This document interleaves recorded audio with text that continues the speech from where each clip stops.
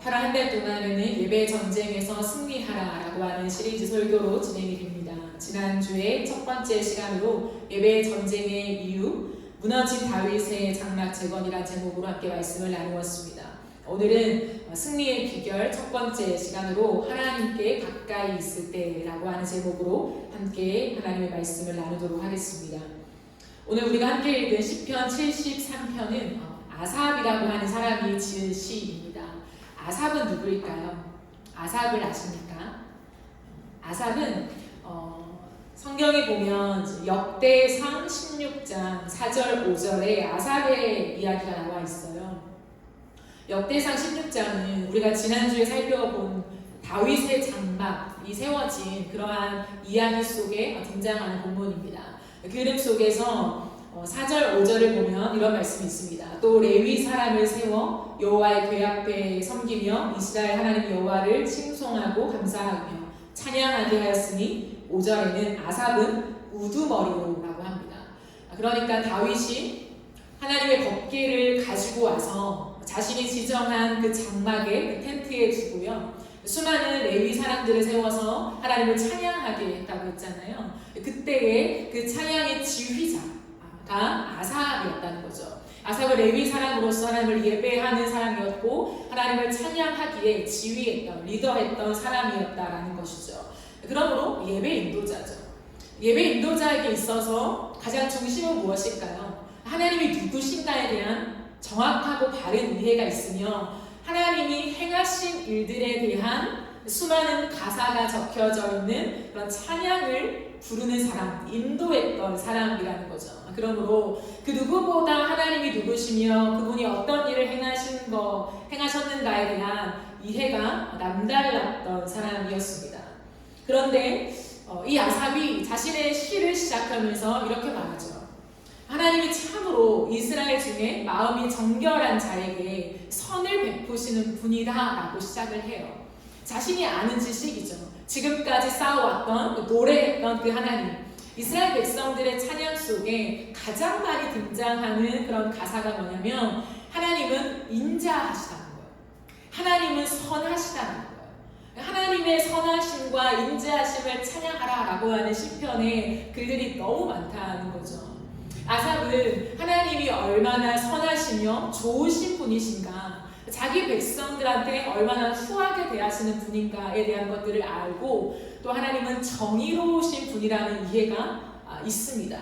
그러나 이 아삽에게는 우리가 사실 겪는 그 딜레마가 똑같이 있다는 게 참 위로가 돼요. 그렇게 어쩌면 대단한 레위인이자 찬양의 지휘자였던 아삽이 수많은 찬양으로 하나님을 노래했잖아요. 하나님의 선하심. 그러나 지금 그가 당면한 건 뭐냐면 그렇게 하나님은 선하시다라고 내가 이해하고 노래하고 찬양을 인도하고 있으나 나는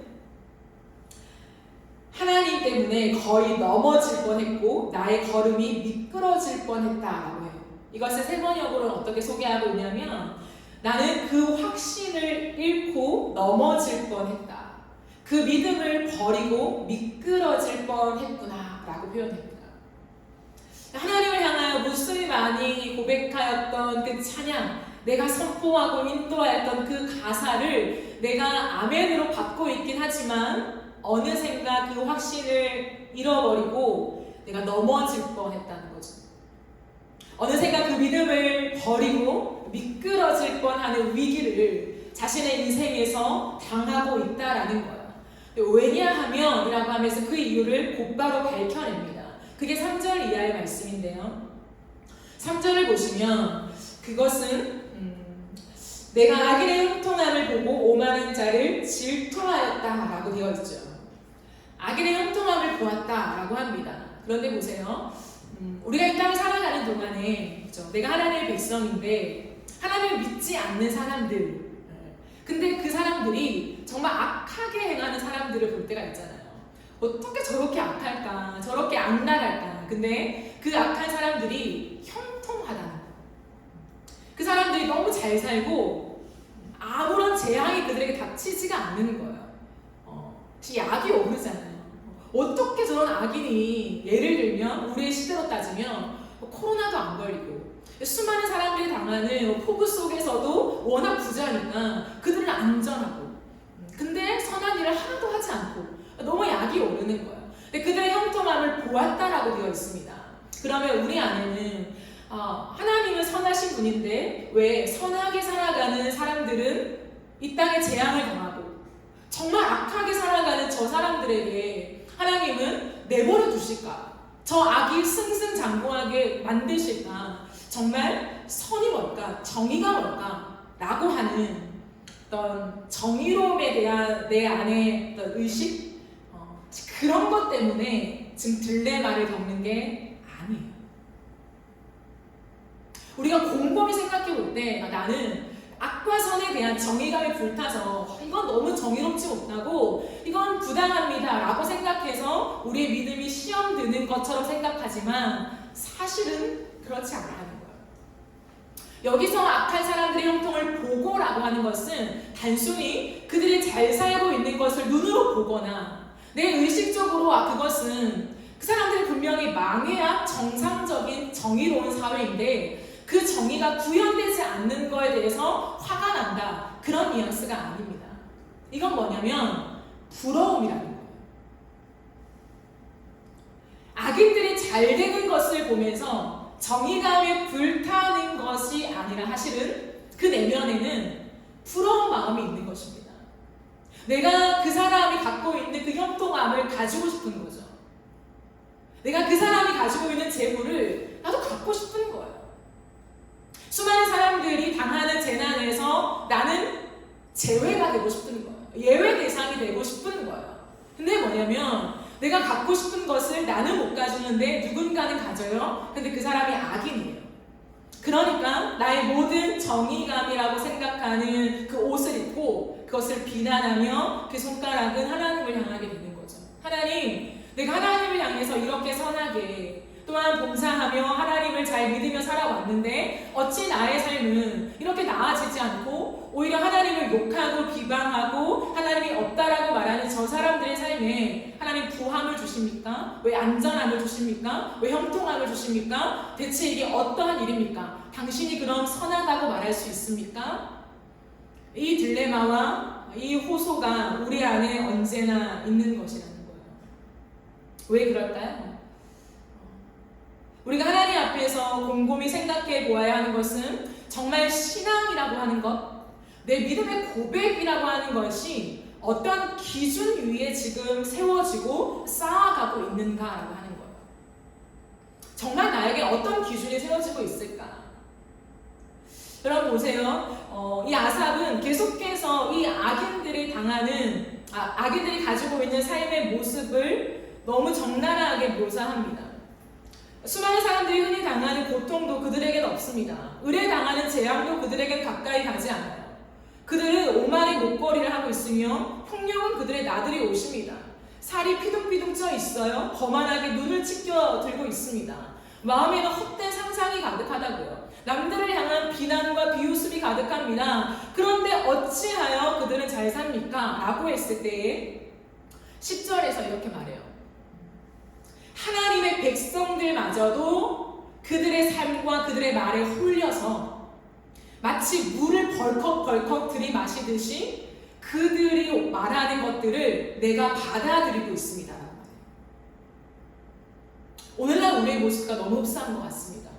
이 땅을 살아가는 동안에 우리는 믿음을 지키지만 세상의 사람들은 세상의 흐름과 이 세상의 많은 권력을 쥐고 이것이 있어야 돼, 이것을 해야만 해, 이것을 가져야만 해, 이것을 쌓아야만 해. 이것도 몰라? 요즘에 이거 못하면 바보가 되는 거야.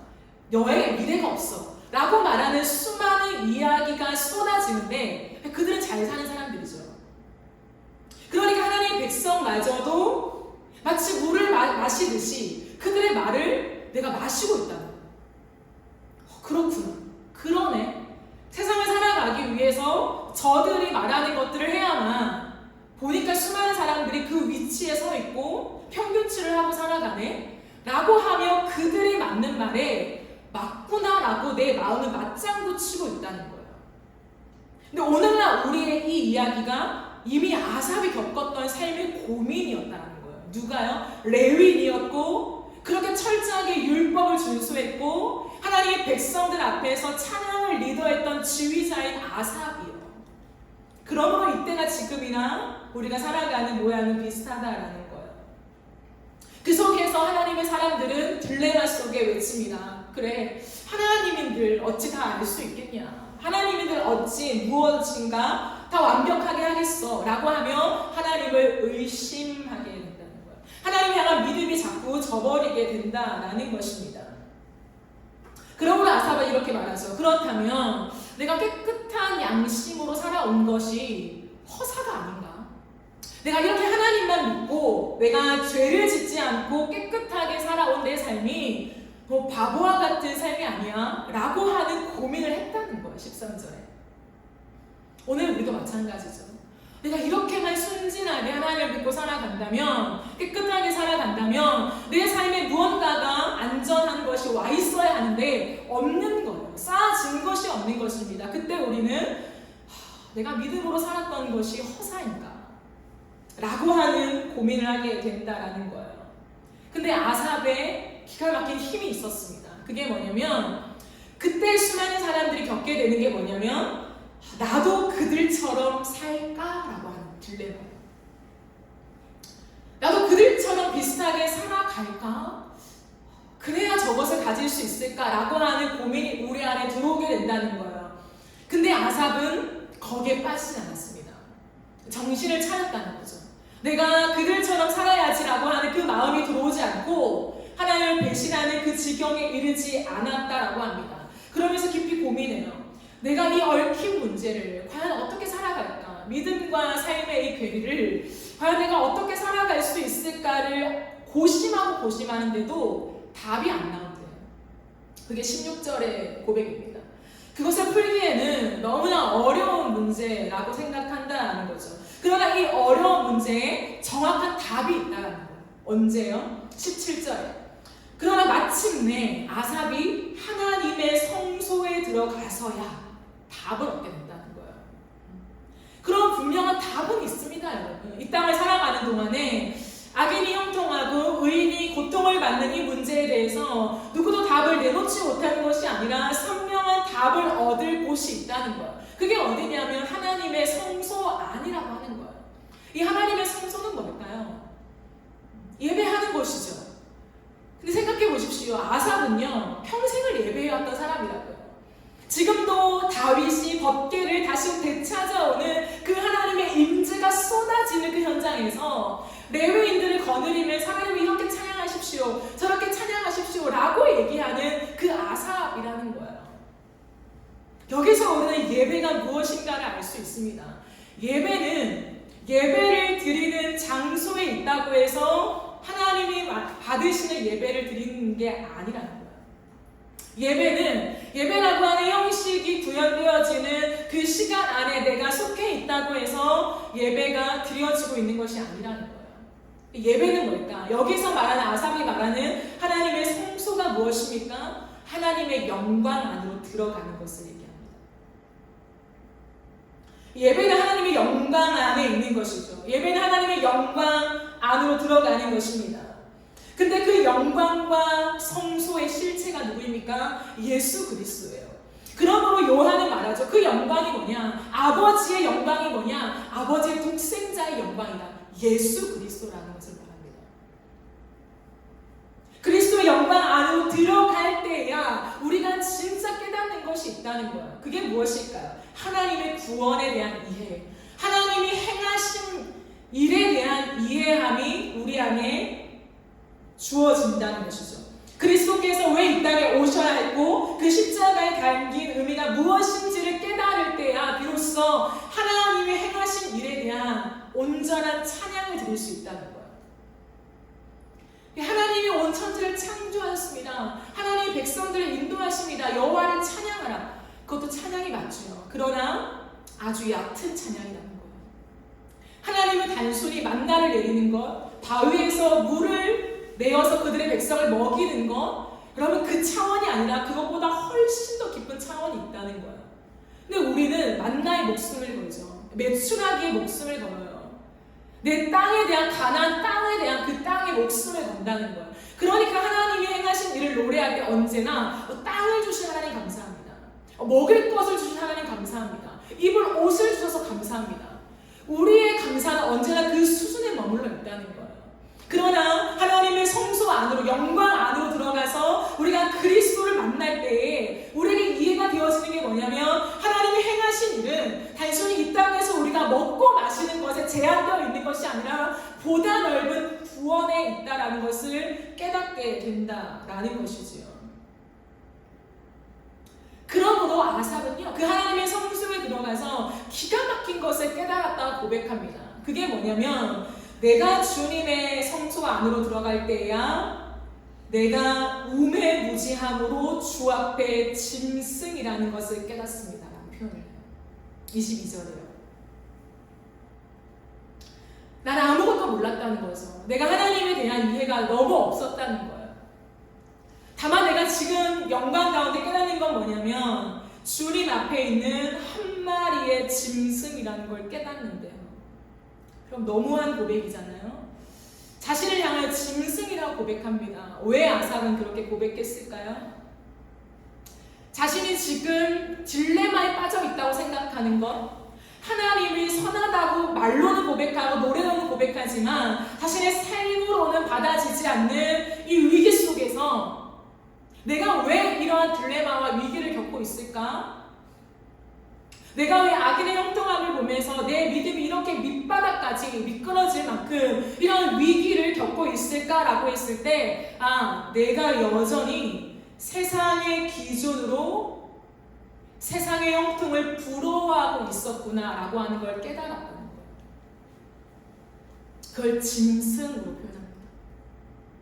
짐승은 무엇인가요? 지금 당장 내 형편에 집중하는 게 짐승이에요. 지금 당장 배가 고프면 먹어야 된다는 거예요. 지금 당장 잠이 오면 자야 된다는 거예요. 지금 당장 내가 하고 싶은 거를 해야 하는 것이 짐승이라는 거예요. 내게 와닿는 것, 내가 가까이 있는 것, 만질 수 있는 것, 배부르는 걸 느끼는 것, 그게 전부인 것이 짐승이죠. 자신이 왜 이 딜레마에 빠졌는가를 봤을 때 정의를 운운하고 있지만 사실 그게 아님을, 자신의 죄악을 발견하고 있는 거예요. 내가 세상의 기준 안에 서서 돈을 가지고 있고 안전함을 가지고 있고 그럼에도 하나님이라고 하는 분의 율법의 제약을 받지 않고 자기가 하고 싶은 대로 마음껏 하고 살아가는 그 사람들이 부러운 거예요. 나는 이미 유대인으로 태어났고 하나님의 율법을 벗어날 길이 없고, 벗어나고 싶지만 벗어나면 무언가 나에게 재앙이 닥칠 것 같은 나를 묶고 있는 그 율법에서 억압당하고 있는데, 정말 룰루랄라 세상을 즐기며 살아가면서 아무 해도 받지 않는 그 사람들을 가슴 깊은 곳에서는 부럽다, 나도 저렇게 살아볼까 하는 그 마음을 숨기고 살았는데, 하나님의 영광 안으로 들어가 보니까 내가 짐승이었구나 라고 하는 것을 깨달았다고 토해내고 있는 거예요. 이게 십자가 안에서 경험하는 거예요. 십자가 안으로 깊이 들어갈 때 단 한 사람도 예외 없이 똑같이 느끼는 건 뭐냐면, 내가 이 땅에 발이 묶여서 이 세상의 것들이 전부요 가장 아름다운 가치라고 여기고 있는 내 자신, 내가 정말 죄인이구나 라고 하는 것을 깨닫는 것이 유일한 예수 그리스도의 십자가 아래거든요. 그것을 다 감추고 그 가까이 가지 못하게, 예배 드렸잖아, 너 레위인이잖아, 너 예배를 인도했잖아, 너는 유대인 중에서도 너는 다른 클래스에 있는 그런 사람이야 라고 하는 곳에서 성소를 밟고 떠나가게 된다면 날마다 이런 고백밖에 못한다는 거예요. 먹을 것을 주신 하나님 할렐루야, 가나안 땅으로 인도하신 하나님 할렐루야, 전쟁에서 이기게 하신 하나님 할렐루야. 그러니 자신이 짐승인 걸 깨닫지 못하고 악한 사람들한테 모든 화를 다 뒤집어쓰면서 뭐야, 이 땅의 정의가 뭐야, 마치 자기가 정의로운 사람처럼. 그러나 아삽은 정의는커녕 내가 한 마리의 짐승이었다라는 것을 깨닫게 된다는 거예요. 이 인정이 거의 불가능한 지경입니다. 레위인들은 할 수 없는 고백이에요.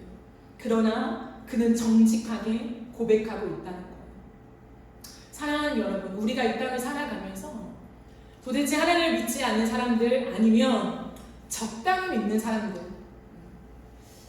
근데 그 사람들은 세상을 즐기면서 잘 사는데 나는 왜 이렇게까지 살아야 하나? 아니면 나는 이렇게 사는데 왜 내 삶에 풀리지 않는 어려움이 지속될까? 라고 하는 고민에 어쩌면 여러분의 믿음이 묶여 있는지도 모르겠습니다. 근데 묶여 있다면 그때 우리가 해야 할 일은 뭐냐면 내 지식을 동원해서 해석해내는 것이 아니라 하나님의 성수에 들어가서 그 영광 안으로 들어가서 내가 누구인가를 확인하는 거예요. 우리가 그렇게 정의로운 대단한 사람들이 아닙니다. 부러워하고 있는 거예요. 좋아 보이는 거죠. 세상의 기준을 아직 벗어나지 못한 우리의 모습이 훨씬 더 많을 수 있다라는 것입니다. 그것을 하나님 앞에 날마다 고백하며 씻어내야 돼요. 내가 왜 악인의 형통함을 부러워하고 있는가? 내가 왜 돈이 많은 사람들을 부러워하고 있는가? 내가 왜 자기 마음대로 하고 싶은 할 수 있는 사람들을 부러워하며 살고 있는가에 대한 것이요. 거기에 대한 답이 있어야 한다는 거예요. 아삽은 자신의 그 모습을 직면하면서 하나님 앞에 회개하죠. 그리고는 깨닫게 되는 것이 있습니다.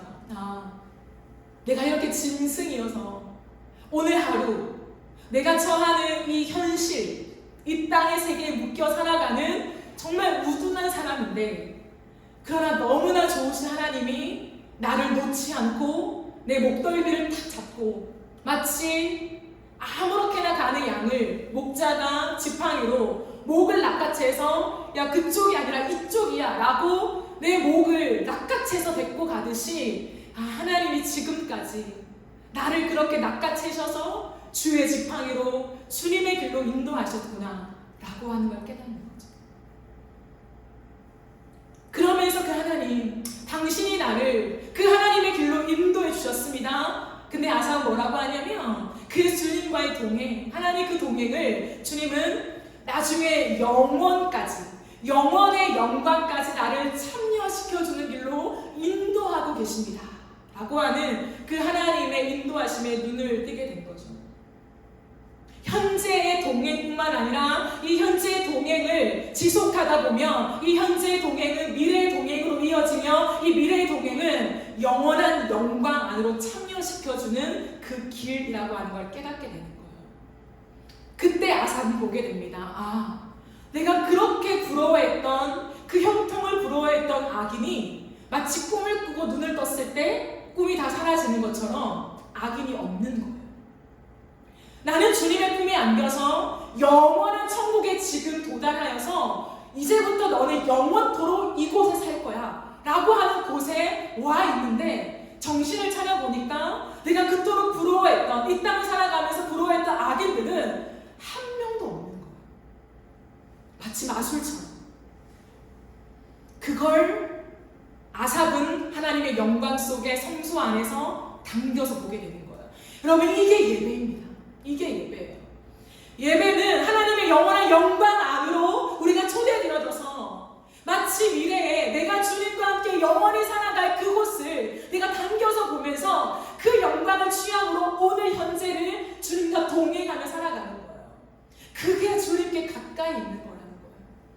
그래야 이 땅에서 우리가 어떻게 살아야 할지에 대한 새로운 기준이 생기는 거예요. 하늘나라의 기준으로 세팅되지 않으면 우리는 언제나 악인의 형통을 부러워할 것입니다. 적당히 하나님을 믿는 사람들을 부러워할 것입니다. 그러나 하늘나라의 그 영광으로 세팅된 기준을 가지고 이 땅을 바라보면요, 우리의 모든 눈은 내가 정말 오늘도 하나님께 가까이 가고 있나? 하나님의 마음이 내 안에 지금 느껴지고 있는 게 맞는가? 그 기준으로 모든 것을 바라보게 된다라는 거예요. 여러분은 어떠한 기준을 가지고 계십니까? 하나님을 가까이 할 때 하나님의 동행을 확신하는 믿음이 생깁니다. 그래서 아삽은 고백하죠. 내가 항상 주와 함께하니 주께서 내 오른손을 붙잡으셨다. 그 후로는 나를 영광으로 영접하십니다 라고 고백하고 있습니다. 사랑하는 여러분, 우리가 하나님을 가까이 하기 위해서 세상의 즐거움을 즐거움을 멀리해야 합니다. 내가 하나님보다 세상의 즐거움을 더 원하고 있고 재미있어하고 있고 좋아한다면 둘 중에 하나예요. 내가 진짜 그리스도인이 아니던지, 정말로 거듭난 그리스도인이 아니던지, 아니면 내 영혼이 아주 깊이 잠들어 있는 것입니다. 영적인 침체에 빠져 있는 것이죠. 그러므로 이건 아주 심각한 문제예요. 초신자의 경우에는 조금은 이해될 수 있습니다. 아직 배우지 못해서 더딜 수는 있습니다. 그러나 우리가 초신자가 아니라 이미 하나님을 향한 무수히 많은 지식이 축적된 사람들이라면, 그럼에도 불구하고 썬데이 크리스찬으로 살아간다면 우리에게 문제가 있는 것이죠. 공적인 예배 시간 외에, 예배를 준비하거나 교회 사역하는 시간 외에 나에게 자율적으로 주어진 시간 속에 내가 하나님을 가까이 하는 것이 즐겁지 않다면 우리에게 심각한 문제가 있는 거라는 거예요. 왜냐하면 그리스도인의 아주 뚜렷한 특징이 있습니다. 아주 뚜렷한 특징이요. 그건 뭐냐면 하나님을 향한 갈망입니다. 그리스도인은 하나님을 향한 갈망이 있습니다. 디자이어. 그래서 오늘 아삽도 고백하죠.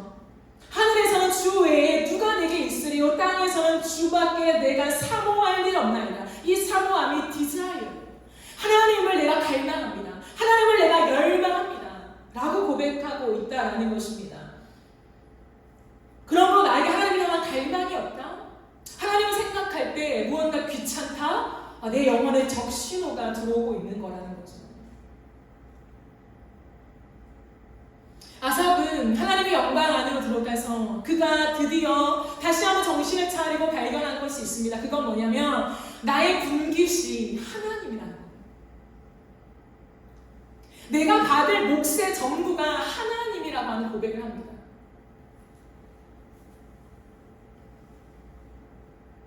이 땅을 살아가면서 그가 원했던 것은 세상의 가치, 세상의 재물, 세상에서 생산해낸 그 산물을 원했던 거죠. 그러니까 자꾸 부러운 거예요. 바른 교회 안에 있는데, 내 몸은 교회 안에, 예배 안에, 크리스찬이라고 하는 이 문화 안에 있는데 자꾸 거울을 보면서 이게 내 모습 맞아? 생각하면서 이제 창문을 여는 거예요. 바깥 세상은 어떤가? 내 모습과 비교하는 거죠. 거울 한번 봤다가 창문 한번 봤다가. 근데 나의 원함은 저 밖에 있는 거예요. 저걸 가지고 싶은 거예요. 근데 아삽은 완전히 바뀐 거죠. 이제 나를 보니까 내가 정말 원하는 것은 하나님이다.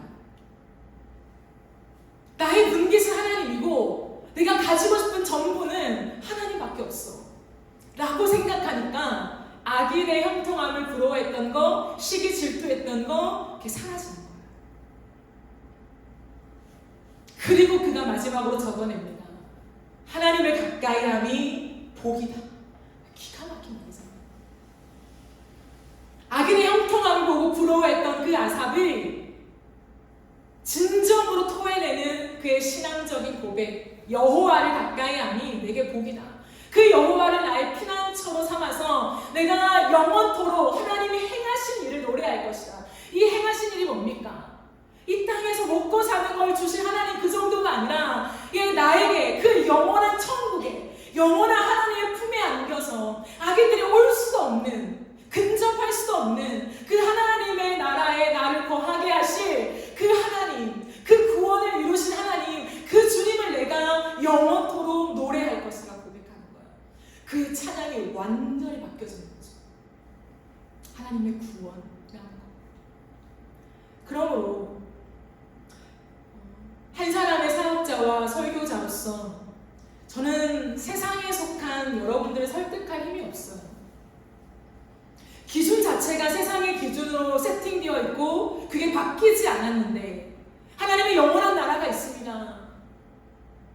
하나님이 우리를 그렇게 반겨주실 것입니다. 우리를 인도하실 것입니다. 예수가 우리를 위해 죽으셨고 부활하셨습니다. 라고 수천 번을 외친들 그것이 디자이어가 될까요? 갈망이 될까요? 나도 그걸 흠모한다. 안 돼요. So what? 그래서 오늘 나에게 뭘 주는데? 이 질문을 받는 거죠. So what? 그래서 오늘 나에게 어떠한 직장을 주시는데요? 어떠한 삶을 하나님은 나에게 만들어주시는데요? 라고밖에 접근하지 못해요. 그러므로 우리의 세팅이 완전히 바뀌어져야 한다는 거예요. 하나님 앞에 예배 가운데 나아갈 때에 내 세팅이 무엇인가 날마다 직면해야 돼요. 그리고 이것을 바꾸기 위해서 우리는 하나님 앞에서 씨름해야 한다는 거예요. 세상의 기준에서 하나님의 기준으로 바뀌어졌을 때 우리의 눈에는 하나님이 가장 귀한 보상이라고 생각합니다. 하나님을 소유할 수 있다고? 그럼 난 뭐든지 할 거야. 이게 그리스도인이에요. 그러므로 저는 도전합니다. 우리가 받은 구원이 진짜 구원인가? 우리가 고백하는 오늘의 신앙 고백이 정말 하늘나라에서 유효한 고백인가?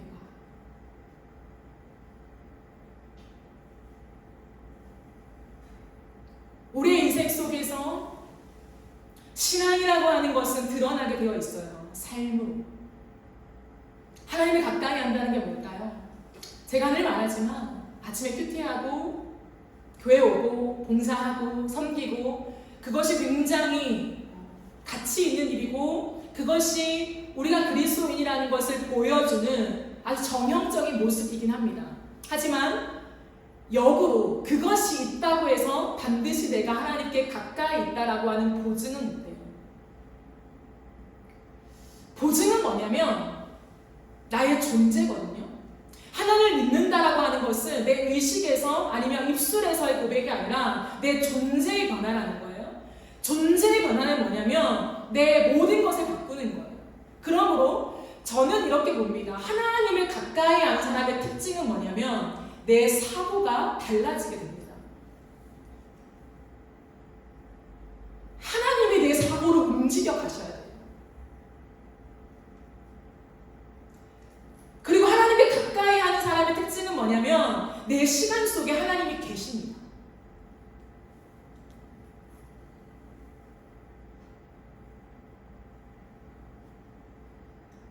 아침에 큐티를 했어요.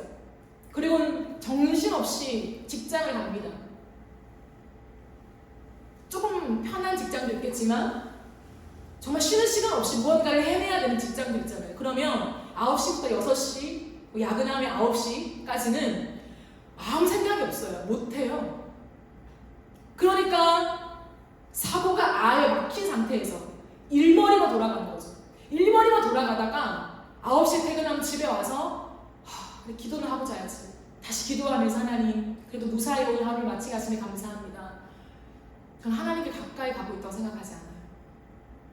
수많은 사람들이 말합니다. 당신 일을 해봤냐?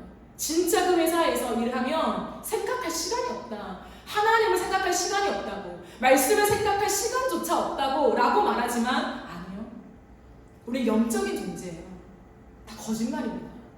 영적인 존재는 뭐냐면 내 생각이 깨어있어요.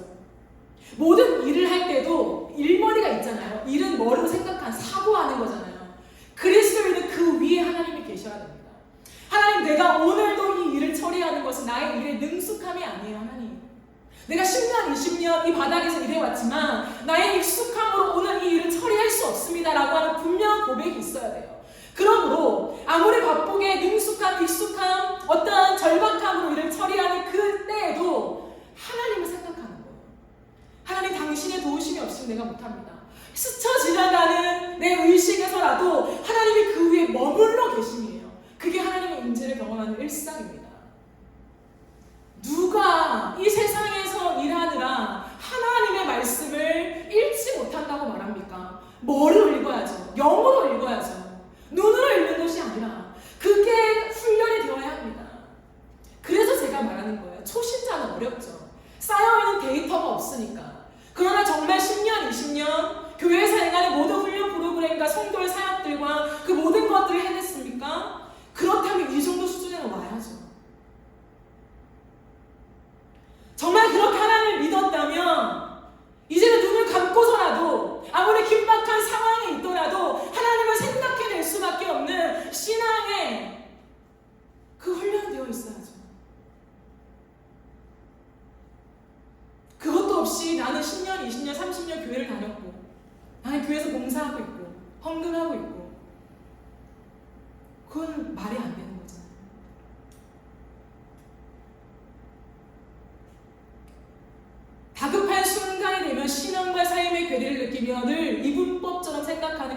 속한 오늘날 우리의 신앙입니다. 삶이야 신앙이야, 교회야 가족이야, 사역이 먼저야 아니면 집안일이 먼저야. 우리는 언제나 이 수준에 머물러 있다고요. 그게 아니에요. 가정에서 어떤 위급한 일이 터지면 어떡하지? 어떻게 처리하지? 교회 사역 못하겠다. 이것이 아니라 우리 안에는 하나님, 이게 먼저 떠올라야 돼요.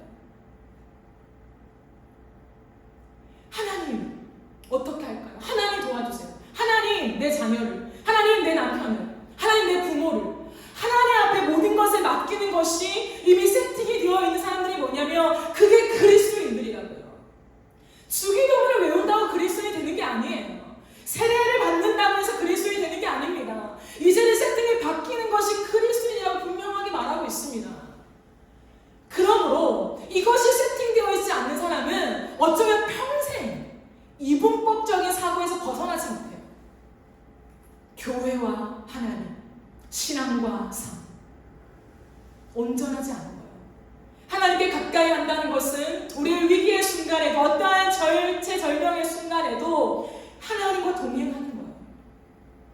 하나님이 지금 내 머리 위에 계시다, 당신의 오른손이 나를 덮고 있다 라고 하는 것을 잊지 못하는, 아예 내 사고 체계가 그렇게 세팅되어지는 것이 그리스도인이에요. 그러므로 함부로 내가 그리스도인이다 안정감을 가지지 마세요. 우리가 흔히 아침에 샤워하면서 찬양을 틀어놓는다고 해서 내 신앙이 좋은 것이 아닙니다. 운전할 때 찬양을 틀어놓고 대중교통을 이용할 때 다른 것보다 말씀을 듣는다? 그렇다고 내 신앙이 그렇지 않은 사람보다 더 낫다라고 하는 보증이 되지는 못해요. 신앙은 그런 것이 아닙니다. 우리의 모든 삶의 시간 속에 하나님을 가까이 하고 있으십니까? 이제는 단순한 큐티와 단순한 훈련 프로그램과 단순한 예배의 참여를 넘어서 우리의 일상에서 내 모든 사고 체계에서 정말 내가 하나님의 사고로 세팅되어 있는가, 내가 정말 하늘의 영광으로 이 땅을 살아가고 있는가에 대한 점검이 반드시 필요하다는 거예요. 그게 없으면 예배 전쟁에서 승리할 수 없습니다. 사랑하는 여러분, 우리가 이 땅을 살아가면서 지금은 위기의 시대예요. 그러나 정말 안타까운 건 뭐냐면 위기를 위기로 느끼지 못한다는 거예요. 생각해 보십시오. 이제는 안전지대가 없습니다. 너무나 아이러니이지 않습니까? 모든 산업이 발달하고 모든 우리의 수준과 기준과 수치가 상승하고 있음에도 불구하고 이전보다 훨씬 더 안전지대가 없는 시대에 살아가고 있어요. 서울에 있으면 좋은 빌딩 아래 살아가면 안전합니까? 그렇지 않은 시대라고 하는 것을 계속 우리에게 말하잖아요. 도심 한복판에서 일어나는 수많은 일들과 저 하와이에서 터나오는 산불의 이야기들과, 그럼에도 불구하고 우리는요 너무 편안한 삶을 살아가요. 나만 아니면 되는 거죠. 지금의 이 위기 속에 수많은 다음 세대들은요 정신을 못 차려요. 마치 앞서 말한 이 아삽의 고백처럼 오늘 현실만을 생각한다고요. 지금 당장의 내 감각, 나에게 주는 쾌감, 나에게 주는 성과, 내 손에 들려지는 결과물, 그렇기 때문에 상상을 초월하는 일들이 일어납니다. 이제는 초등학생 때부터 마약과 수많은 범죄와, 오늘도 제가 아침에 뉴스를 잠깐 봤는데 초등학생들의 그 일들이 있더라고요. 이런 시대 속에 공교육이 무너지고 있다. 근데 그리스도인은 나는 아무 생각 없이 오늘 일상을 룰루랄라 살아간다? 정말 그리스도인이 맞습니까? 정말 하나님께 가까이 있는 거 맞습니까? 20대, 30대들이 직장을 고르는, 내 직업을 고르는 기준이 뭔지 아십니까? 이제는 돈이 아니에요. 연봉이 아닙니다. 나를 즐겁게 해주는 거예요. 내가 즐겁게 할 수 있는 일입니다. 짧아도 상관없습니다. 보수가 적어도 상관없어요. 스트레스 받지 않고 나의 시간을 내가 확보할 수 있는 그 일들을 선택합니다. 그 누구도 희생하려고 하지 않죠. 그러면 5년, 10년만 지나면 이 땅은 엄청나게 많이 무너져 있을 것입니다. 어떤 나라건 영적인 원리가 다 적용이 됩니다. 땀 흘리지 않고 내가 수고하지 않고 목숨이 희생되지 않는 곳에는 생명이 나올 수가 없어요. 그러니 보십시오. 이미 10년, 20년, 30년 전에 있었던 이 영적인 흐름이 지금 우리에게 도달되어졌을 때에 수많은 다음 세대의 멘탈이 무너지고 있잖아요. 이건 어떠한 한 행동이 아니에요. 행동은요, 때려서 고치면 돼요. 야, 잘못했어! 억압하며 정말 위기감을 주면서 고치게 하면 되지만 멘탈을 누가 고쳐요? 의식의 흐름을 함부로 고칠 수 있는 게 아니라는 거예요. 그러므로 지금 공교에게 무너졌다. 수많은 10대, 20대, 30대 의식 자체에 생명의 존중이 없어요. 성에 대한 기술도 없어요. 이런 시대 속에 나를 즐기는 직업을 선택합니다. 크리스찬들조차도. 근데 우리에게 어떠한 미래가 있겠습니까? 내 밥그릇, 내 가정, 내 울타리만 지키기에 급급한 그리스도인들이 넘쳐나는데 어떻게 다음 세대를 세우냐고요. 희생하려고 하지 않는데, 내 시간을 쓰려고 하지 않는데, 나를 즐기는 데 시간을 쓰고 싶어 하는데 그 이기적인 마음으로 어떻게 다음 세대를 운운할 수 있냐고요. 그런데 우리는 하나님께 가까이 가고 싶다? 너무 멀어져 있지 않습니까? 우리의 말과 삶이. 지금은 20대, 30대에 이 크리스찬 그리스도인들이, 기독 청년들이요, 세상을 바라보면서 일어나야 할 때예요. 단순히 내가 즐거워하는 하나님의 은사를 받은 어떻게 그걸 활용해서 삶을 읽어나갈까? 저는 그걸로 택도 안 돼요. 정말입니다. 그 경계를 넘어서서 이 시대를 봐야 돼요. 얼마큼 무너지고 있는가. 여러분, 환경 오염이요, 내가 오늘 플라스틱 하나 안 쓴다고 해서 바뀌어지나요? 이미 손 쓸 수 없을 만큼 무너져 있다고요. 왜요? 쌓여온 그 시간의 축적은요, 누구도 흔들 수가 없어요.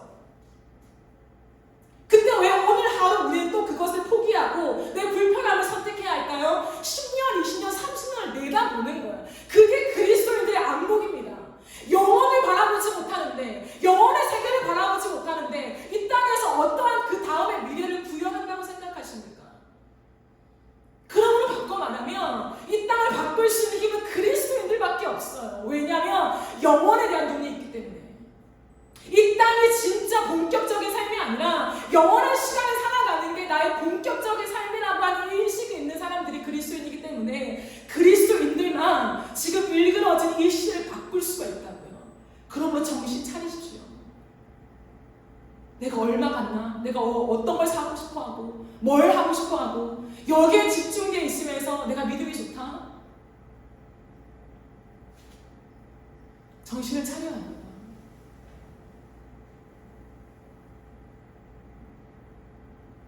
오늘 아삽의 노래는 단순한 우리의 감성을 다듬어주는 주님이 나의 피난처예요, 이런 가사가 아니에요. 피를 토하는 자신의 그 죄악을 직면하는, 내가 짐승이라고 하는 그 사실을 직면하는 아픔 속에, 그 괴로움 속에 결국에 토해냈던 그 한마디 고백이에요.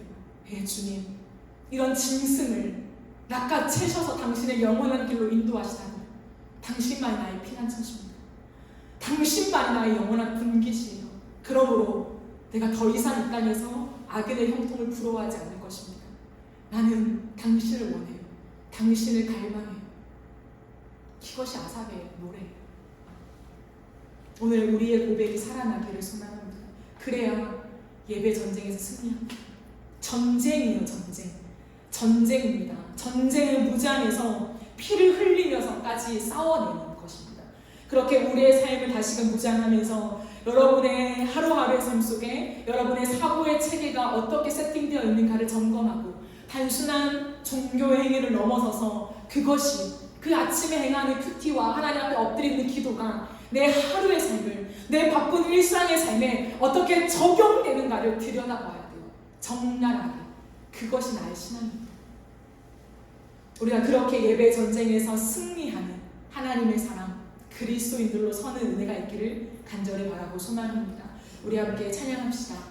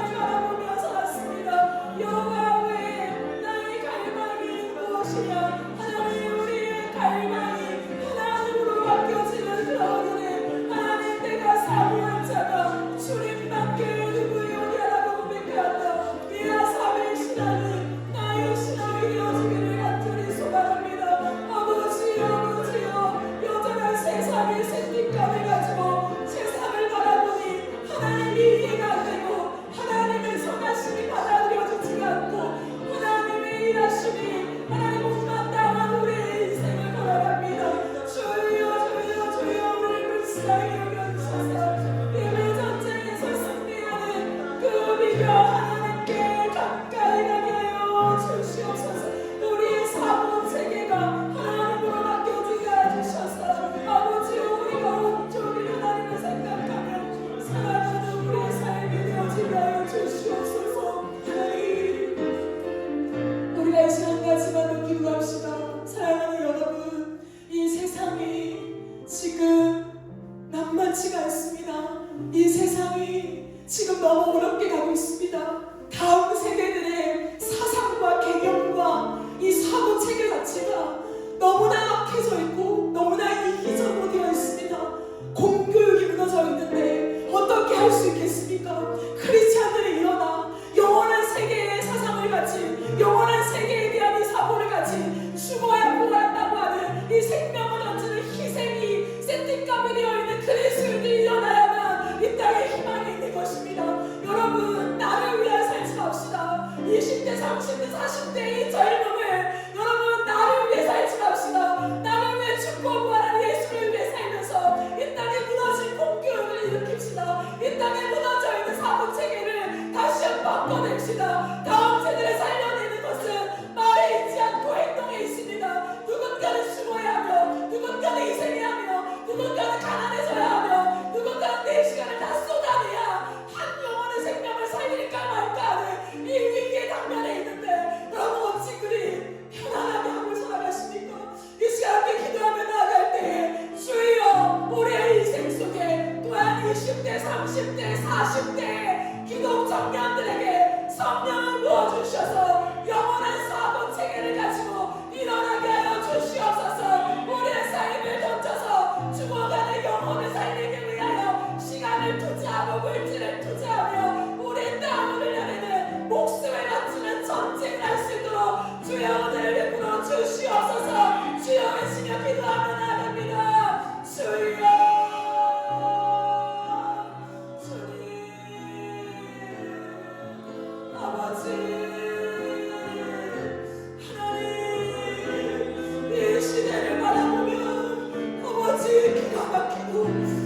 내가 이 시대의 한복판에, 이 서울 한복판에 살고 있다는 것이 너무나 가슴이 아픕니다. 하나님, 이 시대 속에 수많은 청년들이 갈 곳을 잃고 수많은 청년들이 미래가 없어 부딪히며 하나님 오히려 그 불행을 가지고 다른 사람들을 죽이는 하나님이 엄청난 일들을 벌하시는 이 세상 한복판에 우리가 살아가고 있습니다. 하나님, 공교육이 무너져 있고 돈과 갑질과 온갖 하나님 힘을 동원하여서 아버지와 사람들을 철저하게 짓밟고 하나님 내 자녀, 내 거, 내 가정 하나님 나 이기적인 것에 돌돌 멸쳐 살아가는 이 시대가 하나님 죽은 생명을 낳습니다. 하나님 살아있는 것 같지만 죽은 자와 같구나. 그 악한 사람들을 낳고 있는 이 시대 속에 하나님 우리가 너무 고상하게 우리가 너무 하나님 신앙생활하고 있지 않습니까? 다음 세대 하나님 말로 다음 세대를 세울 것 같으며 설교 한 번으로 다음 세대를 세우고 집회 한 번으로 다음 세대를 세울 것 같으며 하나님 왜 이 땅에 이러한 죄악이 만연하며 왜 쉽게 다 무너져 있습니까? 누군가는 죽어야 하는데 죽지 않으려고 하고 세련된 그리스도인들을 만들려고 하고 하나님 조금 더 나은 하나님 그런 공동체를 이루려고 하는 세계적인 우리의 욕심 속에 다음 세대를 진정 죽어가고 있는데 무슨 다음 세대를 의논합니까? 내 삶에 희생이 없는데 내 삶에 땀을 흘리는 수고가 없는데 목숨을 던지려는 사람이 없는데 하나님 무엇이 생명을 낳게 합니까? 하나님 정신을 차리게 하옵소서. 내가 믿는 신앙의 고백대로 살 수 있도록 정신을 차리게 하여 주옵소서. 하나님 20대, 30대, 40대 하나님 수많은 청년들의 로망이 내가 즐기는 대로 내가 시간을 컨트롤하며 살고 싶은 그 직장을 선호한다는 것이 기가 막힙니다. 기가 막힙니다. 하나님의 비전을 언제나 배웠고 나를 위한 시간, 나를 위한 것들 다 이기적인 그리스도인을 낳고 있는 이 현실적인 청년의 사역 위에 하나님 우리가 무엇을 하고 있습니까? 나는 무엇을 하고 있습니까? 또 한 명의 썸데이 크리스찬, 또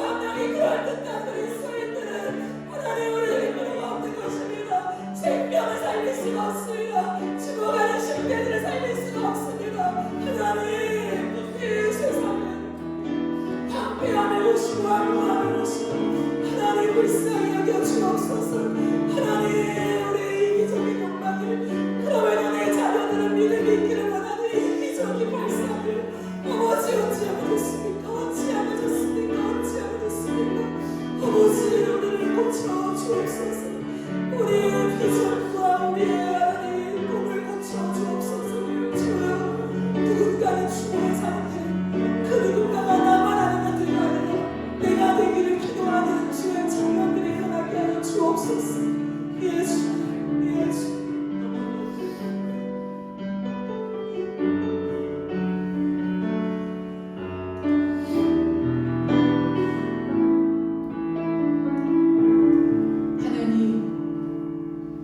이 시대 속에 예배가 무엇인가를 돌아봅니다.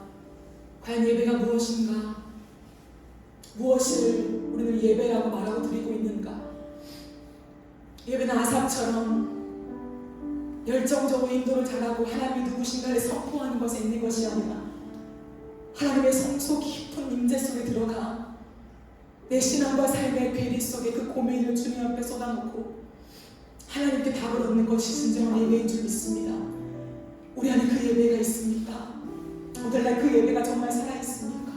하나님, 언제나 우리는 세상의 기준을 벗어버리지 못하고 세상의 형통함을 부러워하며 하나님이 나 높이 세워주시기를, 안전하게 잘 살게 만들어주시기를 기도하는 그런 이기적인 신앙의 도구로 하나님을 이용하고 있지 않습니까?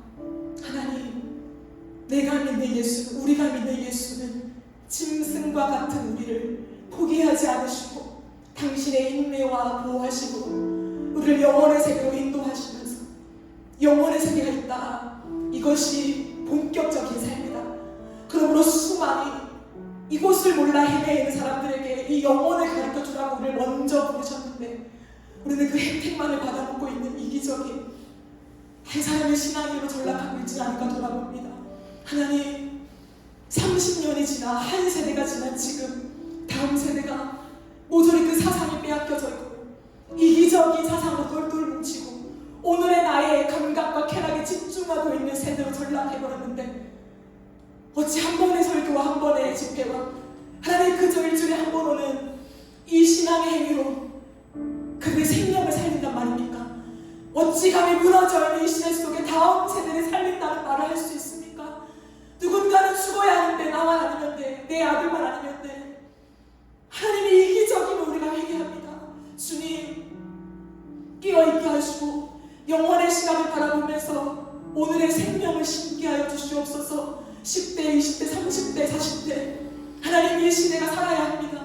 다시 한번 주님 앞에 엎드려 기도하오니 우리가 재물되게 하시고 우리의 시간과 물질과 우리의 헌신과 하나님께 받은 모든 것을 다 쏟아부을 테니 하나님, 우리를 재물 삼아 주셔서 진정한 다음 세대의 사고 체계가 영원한 주님의 나라로 바뀌어짐의 그런 은혜가 있게 하여 주시옵소서. 하루하루를 허투루 살지 않게 하시고 아무 생각 없이 살지 않게 하시고 내 육신의 편안함을 위해 살지 않게 하시고 하나님의 심장을 느끼며 이 시대 가운데 무엇을 할 수 있는가를 고민하며 씨름하며 살아가는 우리의 하루하루가 될 수 있도록 주님이 역사하여 주시옵소서. 하나님, 이너프 처치를 세우신 하나님을 신뢰합니다. 하나님을 확신합니다. 이 교회가 단순히 한 교회가 되지 않게 하시고 정말 이 시대 가운데 내가 믿는 대로 살아내는 교회, 내가 고백하는 대로 내 삶의 흔적을 남기는 교회, 이 청춘의 시간, 가장 아까운 이 시간을 내게 가장 가치 있는 하나님을 위해 산다는 것이 무엇인가를 증거해내는 그런 교회가 되게 하여 주시옵소서. 많은 영혼들을 보내주시고 이 시대 가운데 남은 일들을 충실하게 감당하는 교회가 될 수 있도록 하나님, 모든 복을 우리에게 부어주시옵소서. 감사드리며 예수님의 이름으로 기도드립니다.